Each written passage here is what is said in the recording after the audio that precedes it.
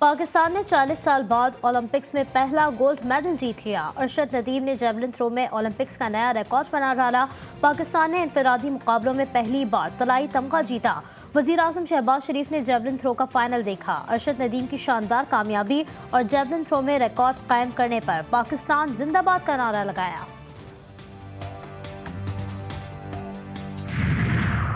PTI की लाहौर में जलसे की इजाज़त के लिए दायर दरख्वास्त पर समाअत आज होगी। लाहौर हाई कोर्ट ने सरकारी वकील को हिदायत लेकर पेश होने का हुक्म दे रखा है। डिप्टी कमिश्नर लाहौर ने पीटीआई को जलसा करने की इजाज़त खारिज कर दी थी।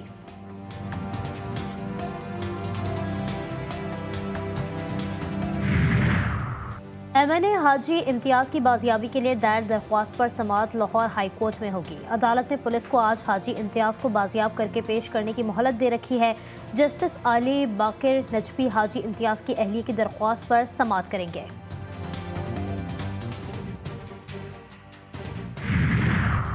मुज़ाकरात का 5वां दौर कामयाब। जमात इस्लामी और हुकूमत में मुआहदा तय पा गया। अमीर जमात इस्लामी का धरना मौखर करने का ऐलान। आज जलसा होगा। मुज़ाकरात में हुकूमत की जानिब से वफाकी वज़ीर दाखिला मोहसिन नकवी, वफाकी वज़ीर इत्तलात अता तारड़ और दीगर रहनुमा शरीक हुए। हाफिज नईम ने कहा कि हुकूमत ने मुआहदे पर अमल ना किया तो धरना फिर शुरू होगा।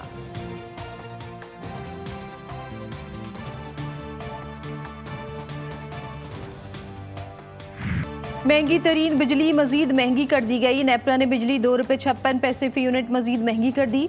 नोटिफिकेशन के मुताबिक इजाफा जून की माहाना फ्यूल एडजस्टमेंट कीमत में किया गया है। लाइफलाइन और के इलेक्ट्रिक सारिफीन पर इजाफे का इतलाक नहीं होगा। अल्लाह के नज़दीक सबसे बड़ा जुर्म फसाद फिल अर्ज़ है। पाक फौज फसाद फिल अर्ज़ के खात्मे के लिए जद्दोजहद कर रही है। Army chief general Syed Asim Munir का नेशनल उलमा काउंसिल से खिताब। कहा, जो शरीयत और आइन को नहीं मानते हम उन्हें पाकिस्तानी नहीं मानते। किसी ने पाकिस्तान में इंतशार की कोशिश की तो रब करीम की कसम हम उसके आगे खड़े होंगे। किसी की हिम्मत नहीं जो रसूल पाक सल्लल्लाहु अलैहि वसल्लम की शान में गुस्ताखी कर सके।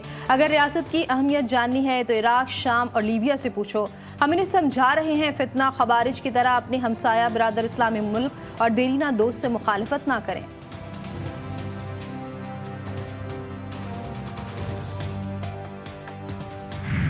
सिपह सलार की आज इंतहाई पुरजोश, ईमान अफरोज और दिलों को गरमा देने वाली तकरीर के बाद मज़ीद किसी इजाफे की ज़रूरत नहीं कि उन्होंने जो आज एक जामे गुफ्तगू फरमाई है वो यकीनन हम सब के लिए मशले राह है।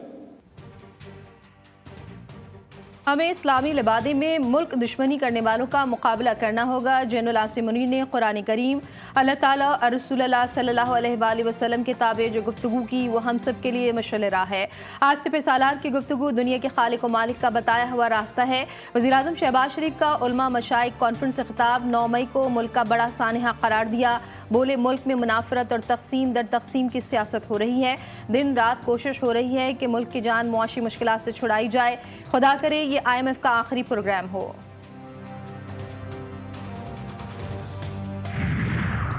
ये तासुर गलत है। मैंने गैर मशरूत मुआफ़ी मांगी। 9 मई के वाक़यात की CCTV मंजर आम पर लाई जाए। डील वो करता है जिसने गलत काम किया हो। मैंने कोई ऐसा काम नहीं किया। बहानी PTI के अडियाला जेल में गुफ्तगू। बोले, मौजूदा हुकूमत के पास 2 माह का वक्त भी नहीं। 2 माह तक उनका धड़म तख्ता हो जाएगा। मेरे पास बहुत वक्त है। ये दलदल में फंसते जा रहे हैं। मुझसे मुज़ाकरात से मुताल्लिक किसी ने राब्ता नहीं किया।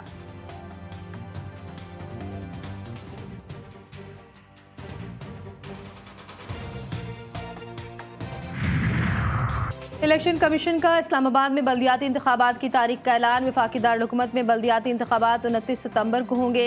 30 अगस्त से 3 सितंबर तक एपलेट ट्रिब्यूनल्स अपीलों पर फैसला सुनाएंगे। 5 सितंबर को उम्मीदवार अपने कागजात नामजदगी वापस ले सकेंगे। 6 सितंबर को उम्मीदवारों को इंतखाबी निशानात अलॉट किए जाएंगे।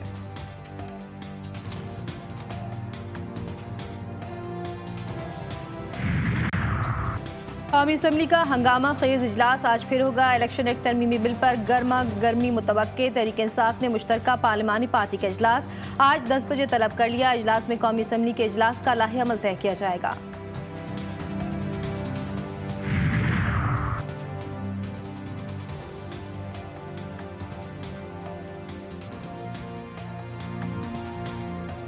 अवामी नेशनल पार्टी के रहनुमा एमएल वली खान को 10 लाख रुपए बिजली का बिल भेज दिया गया। कहते हैं कुछ बेचकर ही बिल अदा करना पड़ेगा।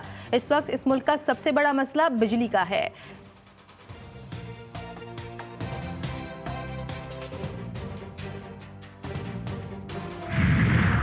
बांग्लादेश में डॉक्टर मोहम्मद यूनुस की सरबराही में अबूरी हुकूमत ने हल्फ उठा लिया। ढाका में इब्तदाई तौर पर 17 रुकनी काबीना की तकरीब हल्फ बर्दारी हुई। सदर शहाबुद्दीन ने डॉक्टर मोहम्मद यूनुस से हल्फ लिया। तलबा रहनुमा नाहिद इस्लाम और आसिफ महमूद भी अबूरी हुकूमत में शामिल।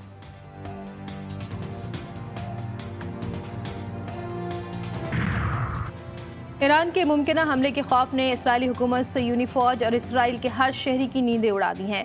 ईरान ने इसराइल पर हमले में ताखीर को जंगी हिकमत अमली बना लिया। हिजबुल्लाह के लीडर हसन नसरुल्लाह कहते हैं इसराइल में मौजूद खरबों डॉलर के इंडस्ट्रियल एम्पायर हमारे एक हमले और 1 घंटे की मार है। याया अल सिनवार ने मुजाहिदीन में शामिल जो कभी अमन का सफ़ेद झंडा बुलंद नहीं करेंगे।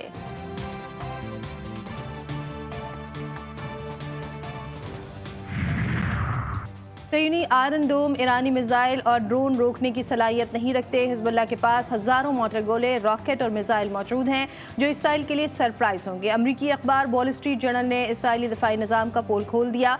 ड्रोन तैयारे निचली सतह पर परवाज करते हुए सयूनी रडार सिस्टम की नज़रों से बचकर हदफ को निशाना बना सकते हैं। रिपोर्ट में इंकशाफ।